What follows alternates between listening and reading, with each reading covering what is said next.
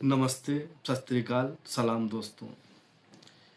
आज मैं आप सबके सामने उपस्थित हुआ हूँ श्रमिकों की एक बहुत गंभीर समस्या को लेके, जिसकी खैर मैं आवाज़ अपने मंच से या किसी का मंच मिलता है, ये छोटी मीटिंग करके मैं ये आवाज़ उठाता रहता हूँ खैर। और इसको मैंने भरे मन से भी इस बात को लेके आवाज़ उठाई कि जो हमारे श्रमिक भाई या बहन, युवक या युवती, कोई भी जब पहली बार परिवार की जिम्मेदारियों का बोझ लेके अपने कंधे पे वो घर से निकलते हैं, तो उस वक्त उनकी स्टार्टिंग में जो सैलरी होती है वो 6,000 7,000 से ज़्यादा नहीं होती है। और जब वो धीरे धीरे 100 रुपये 200 रुपये साल के बढ़ते हैं उनके, इस तरह करते करते जब वो करीब 20-25 साल बिता लेते हैं, तो उनकी 17 से 18,000 की सैलरी ही हो पाती है और वो उम्र दराज हो जाते हैं। तो हमारी सरकार से, भारत सरकार से मांग है कि उन पे ध्यान दिया जाए। आम श्रमिकों तक कोई, उनके लिए कोई योजनाएं नहीं है अभी ऐसी कि जिनसे उनको आखिरी में लाभ मिल सके, एक सम्मान मिल सके। पूरा जीवन तो वो काम करते करते काट देते हैं। जैसे सरकारी आदमी को रिटायर हुआ, उसको एक सम्मान निधि भी मिलती है, पेंशन भी मिलती है, सारा सब कुछ मिलता है। लेकिन जब एक श्रमिक रिटायर हो से, तो जैसे अपनी बहू हो या बेटे हो, बेटी हो, किसी पर भी हो, तो वो बोझ की तरह आजकल दिखाई देता है कि वो जैसे बोझ बन जाता है। तो इसी को लेके हमने ये भारत सरकार को पत्र लिखा और राष्ट्रपति को भी पत्र लिखा। उसका जवाब भी हमें आया है, आप देख सकते हैं। हमने जब भारत सरकार को पत्र लिखा तो कोई आशाजनक, संतोषजनक जवाब नहीं मिला हमें, कि जिस पे हमें थोड़ा सा गर्व हो कि हाँ, हमने श्रमिकों के लिए कुछ किया। तो जब हम ये आवाज़ उठा रहे हैं, तो सीधी सी बात है, श्रमिक तो इस पे खुद तो नहीं आवाज़ उठा पाएंगे। हमें और आपको थोड़ा सा मिलकर काम करना होगा।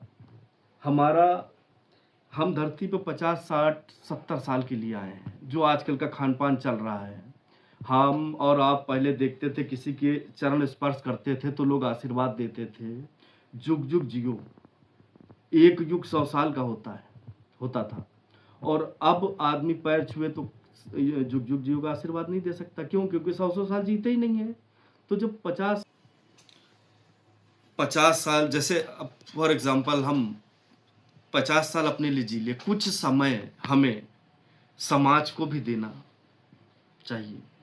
तो उसी समय को हमने समाज को जो दे दिया, उसी को लेके हम ये चाहते हैं कि जैसे केवल 15 रुपए मात्र, जैसे एक श्रमिक है, एक मकान बन रहा है कहीं भी, तो एक मकान बनने में 3 महीना से 2 महीना लगता है। तो उसका एक ऐसा खाता खोला जाए जिसमें उसका कहीं भी काम करने गया, 10 दिन 20 दिन 25 दिन भी गया, आम श्रमिक की हम बात कर रहे हैं, जो बिल्कुल लेबर क्लास हैं या सरकारी नौकरी, मतलब नौकरी वाले भी हैं, कैसे भी हैं वो, तो उनके लिए एक आसानी से इस चीज़ को चलाया जा सकता है कि एक खाता खोला जाए श्रमिक के नाम से। और अगर वो 1.5 महीने के लिए कहीं काम करने जाता है, तो जो मकान बनवा रहा होगा उसको 300 400 500 जो दिहाड़ी देगा, उसके अलावा उससे 15 रुपये रोज के हिसाब से उसके अकाउंट में वो डाल दे।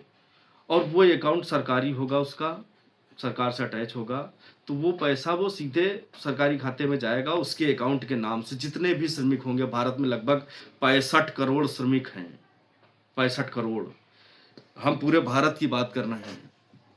तो उन जब 65 करोड़ के खाते खुलेंगे, तो वो कहीं भी रोजमर्रा की जो आदमी को दिक्कत थी कि यार बड़े बड़े जो कंपनियां, उसमें जो श्रमिक प्राइवेट काम कर रहे हैं उन्हें तो बोनस या फंड मिलता है, लेकिन जो आम श्रमिक है उनके लिए कौन, हम और आप नहीं सोचेंगे तो कौन सोचेगा? हमारा जो भाई 50 साल अपने लिए जी लिए, अब जो जीवन मेरा 20 साल बचा, वो मैंने कुछ तो समाज के नाम किया कि समाज के लिए भी कुछ कार्य किया जाए। अगर हम और आप चाहें तो श्रमिकों के लिए एक छोटी सी ये लड़ाई तो लड़ ही सकते हैं। थोड़ा सा इस वीडियो को आगे पहुंचा के आप श्रमिक की बहुत बड़ी मदद कर सकते हैं, और करना भी चाहिए। है ना। तो अगर ये 15-15 रुपए 25 साल तक जमा होंगे तो वो पैसा उनका बनता है 1,36,875 रुपए। ये 25 साल में उनका पैसा जमा हो जाएगा।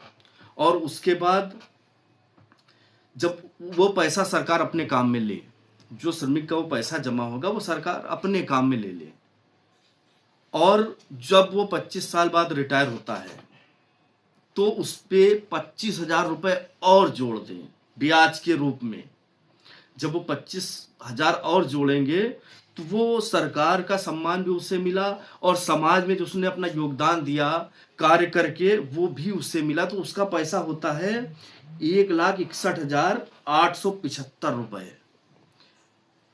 ये जब वो उम्र दराज हो जाएगी, युवक हो या युवती हो, जब वो बूढ़े हो चुके होंगे तो ये पैसा जब उनको मिलेगा तो कुछ छोटे मोटे वो बैठने वाले काम भी कर सकते हैं, या उस पैसे को अपना कहीं कहीं भी लगाकर उनको सम्मान तो एक मिलेगा, कि उनको एक आशा रहेगी कि जब मैं बुजुर्ग हो जाऊंगा तो कुछ हमें मिलेगा।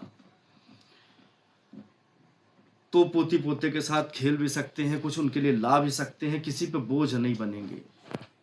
तो मेरी इस आवाज़ को, मेरी इस मांग को श्रमिकों के लिए जो है, इसे थोड़ा थोड़ा आप लोग आगे पहुंचाएं, और सरकार तक मैं फिर पहुंचाऊंगा। जैसे कि मैंने अपने भाषण में ये बात कही थी कि मेरी संस्था इस पे काम कर रही है, तो हम कार्य तो कर रहे हैं, लेकिन इसमें आप सभी के सहयोग की ज़रूरत होगी और आप सब साथ दें।